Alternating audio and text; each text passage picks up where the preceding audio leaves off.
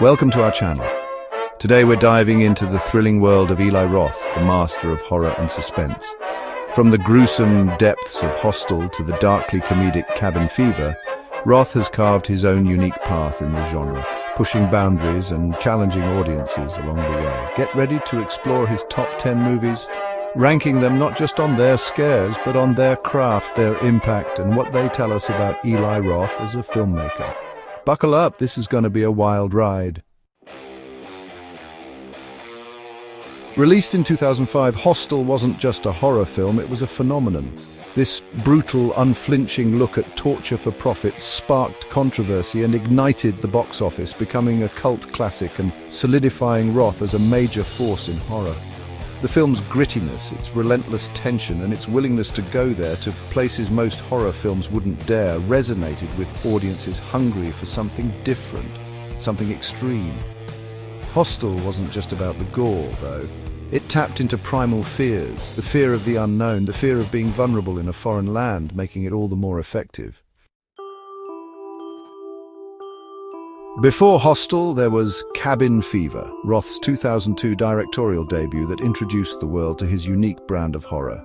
This darkly comedic yet deeply disturbing story of a flesh-eating virus that terrorizes a group of friends in a remote cabin became an instant cult classic. The film's low-budget charm, its blend of humor and horror, and its shockingly effective practical effects marked Roth as a filmmaker to watch. You could see his love for the genre, his willingness to get his hands dirty, literally, to deliver a truly memorable horror experience.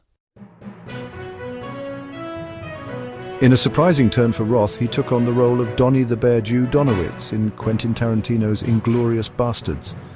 This wasn't just a cameo. Roth threw himself into the role, embodying the brutal, vengeful spirit of the Bastards.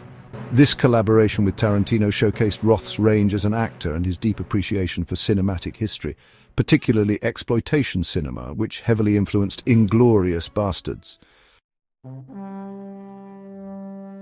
Chapter 4. The Green Inferno Cannibal Controversy. The Green Inferno, Roth's 2013 return to directing after Hostel Part 2, dove headfirst into the controversial cannibal subgenre, sparking outrage and debate upon its release. Inspired by Italian cannibal films of the 70s and 80s, The Green Inferno followed a group of student activists who encounter a remote tribe with a taste for human flesh. The film's unflinching brutality, its social commentary, and its homage to grindhouse cinema divided audiences, but it solidified Roth's reputation as a filmmaker unafraid to push boundaries. Chapter 5. The House with a Clock in Its Walls, A Family Affair. In a departure from his usual blood-soaked fare, Roth directed the family-friendly fantasy film The House with a Clock in Its Walls in 2018. Starring Jack Black and Cate Blanchett, the film was a critical and commercial success, proving that Roth could handle a different kind of horror, one aimed at younger audiences. This foray into family entertainment showcased Roth's versatility as a director and his ability to craft a compelling story for all ages. Chapter 6, Hostel Part 2, Back to the Slaughterhouse. Roth's 2007 sequel to Hostel continued the story of the elite hunting club, this time focusing on a group of American girls who find themselves caught in the deadly game. Though not as impactful as the original, Hostel Part 2 further explored the themes of power, violence, and the dark side of human nature that Roth had established in the first film. While some critics found it repetitive, others appreciated its relentless brutality and its exploration of the psychological impact of being hunted. Chapter 7. Knock Knock, a 2015 thriller starring Keanu Reeves, is one of Roth's lesser-known films, but it's a tense and twisted ride from start to finish. The film centers on two young women who turn the tables on a married man, subjecting him to a night of psychological and physical torture. While not as overtly gory as some of his other work, Knock Knock features Roth's signature suspense and his ability to create truly unsettling scenarios. In 2018, Roth took on the remake of the 1974 vigilante action thriller Death Wish, starring Bruce Willis. The film, which follows a surgeon who takes justice into his own hands after his wife and daughter are attacked, was met with controversy upon its release due to its themes of violence and gun control.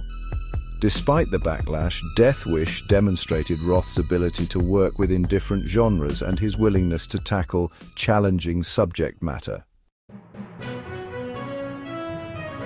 Roth's passion for horror cinema is evident in his work on the AMC docuseries Eli Roth's History of Horror, which premiered in 2018. This insightful and entertaining series explores different subgenres of horror, featuring interviews with legendary filmmakers and actors. Roth's enthusiasm for the genre is infectious, and his knowledge of horror history is vast, making this series a must-watch for any fan of the macabre. We end our journey with Roth's latest release, The House with a Clock in Its Walls. This family-friendly fantasy adventure marked a significant departure for Roth, showcasing his versatility as a director.